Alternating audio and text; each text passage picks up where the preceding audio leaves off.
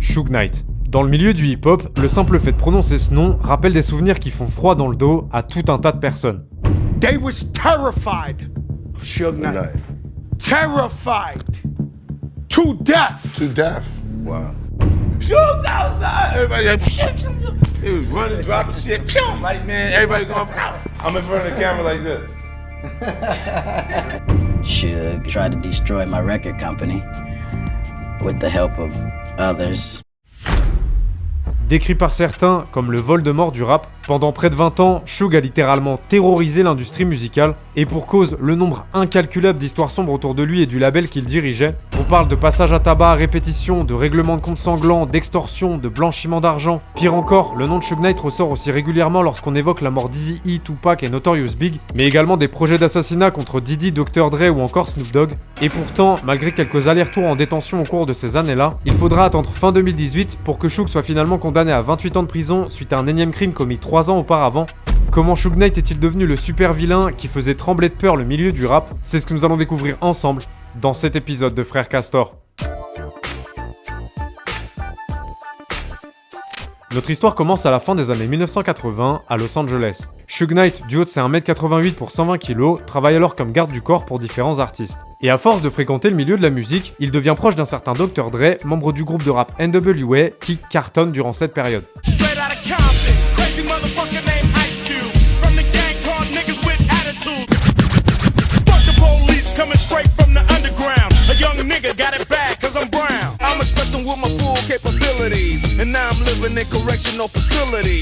Mais malgré leur immense succès, Dre est de plus en plus agacé par les tensions qui existent au sein du groupe, dû à des désaccords financiers avec leur label Ruthless Records, sauf que malheureusement pour lui, il est coincé chez eux à cause de son contrat. C'est là que Suge va intervenir en employant des méthodes plus ou moins diplomatiques. Nous sommes en 1991, et un beau jour, Suge Knight et plusieurs de ses gars débarquent avec des battes de baseball dans le bureau de l'avocat du label et lui ordonnent de leur donner plusieurs contrats, notamment celui de Dr. Dre.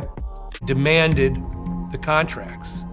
Dre's contract, Michelet's contract, DLC's contract, and terrified this guy. The guy peed his pants. Puis dans la foulée, il tend un piège à Eazy-E, un des cofondateurs de Ruthless, en lui donnant rendez-vous dans un studio d'enregistrement. Une fois arrivé sur les lieux, il se fait tabasser par Suge et son équipe, et même si dans un premier temps, Eazy refuse toujours de signer les papiers libérant Dre du label, il finit par céder lorsque Suge Knight sous-entend qu'il connaît l'adresse de sa mère, et que s'il s'obstine, c'est là-bas que ses gars et lui se rendront. Suite à cette négociation plutôt musclée, Dr. Dre est donc officiellement libre de tout contrat, et peu de temps après, lui, Suge Knight et deux autres associés lancent leur propre label, Death Row Records. Mais le truc, c'est que pour financer une telle structure, ça demande de l'argent. Bien évidemment, Suge a encore une solution, et on parle pas d'un prêt à la banque, puisqu'il décide de s'associer avec Harry O, un des plus grands trafiquants de drogue de la côte ouest des États-Unis, qui va lui avancer 1,5 million de dollars dont il ne reverra d'ailleurs jamais la couleur. Et c'est pas tout, car Suge Knight peut également compter sur les royalties qu'il extorque au rappeur Vanilla Ice, après lui avoir fait gentiment comprendre que sa vie en dépendait. Suge took me out on the balcony, started talking to me personally, like 15 floors. He had me look over the edge. You're scared? I needed to wear a diaper on that day. I was very scared.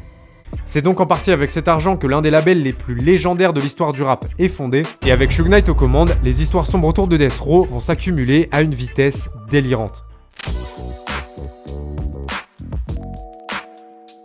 Entre 1991 et 1996, sur le plan musical, Death Row Records retourne l'industrie en produisant des artistes comme Dr. Dre, Snoop Dogg ou encore Tupac.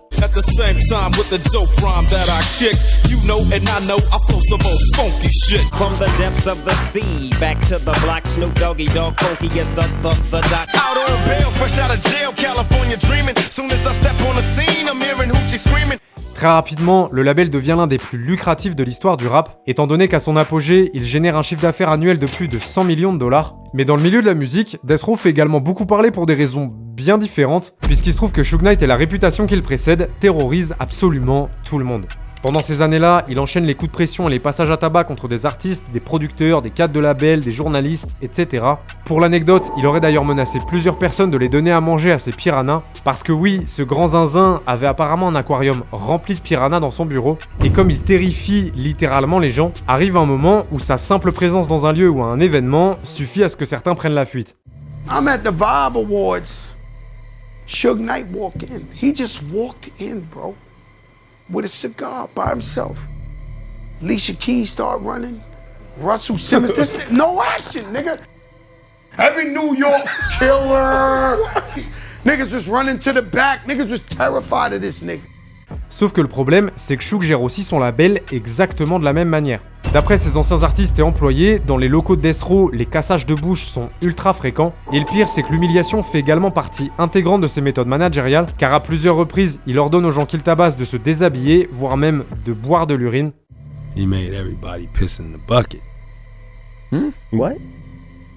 He was one of the people that worked there, and he made that one mistake. Oh, when somebody made a mistake, they would have to drink that pee. Well, that was one method. This guy had to pee. You know, Suge pop him up a little bit. Pop, pop, pop, pop, pop, pop. Then sit him down. You gotta drink this, or I'm just gonna whoop your ass. For real. Suge, my friend. C'est pas comme ça qu'on organise le pot de départ d'un employé.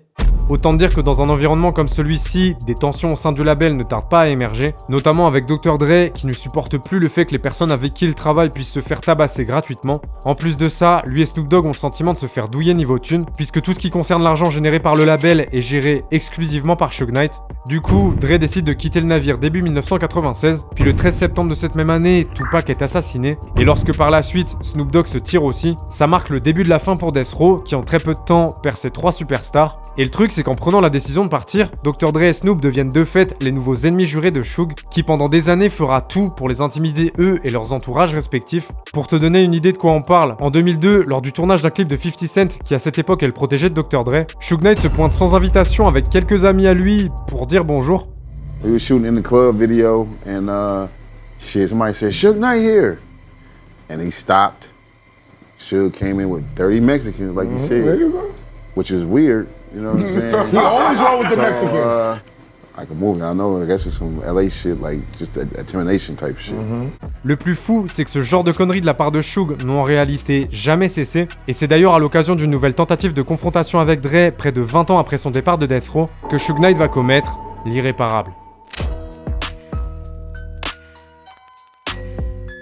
Dans l'après-midi du 29 janvier 2015, Suge Knight s'adonne à une de ses activités favorites, à savoir essayer de mettre un coup de pression à Dr. Dre en débarquant à l'improviste sur le tournage du film NWA Straight Outta Compton. Puis quelques minutes plus tard, dans un parking à proximité, une altercation éclate entre lui et 2 individus associés à l'équipe de production. Et alors que Suge est dans sa voiture, la fenêtre ouverte, à se battre avec l'un d'entre eux, il appuie sur l'accélérateur et percute violemment les 2 hommes avant de prendre la fuite. Tragiquement, l'un d'entre eux succombera à ses blessures. Et dès le lendemain, sachant pertinemment que l'incident a été filmé par des caméras de surveillance, Suge Knight décide de se rendre de lui-même à la police, un cigare à la main. Entre le moment où il se rend et son jugement, il se passera quasiment 3 ans, période durant laquelle il est maintenu en détention provisoire. Et même si dans un premier temps, il ne cesse de clamer la légitime défense, étant donné que pour l'ensemble des chefs d'inculpation retenus contre lui, il risque jusqu'à la prison à perpétuité, Suge finit par passer un accord avec le procureur et écope en septembre 2018 de 28 ans de prison pour homicide volontaire.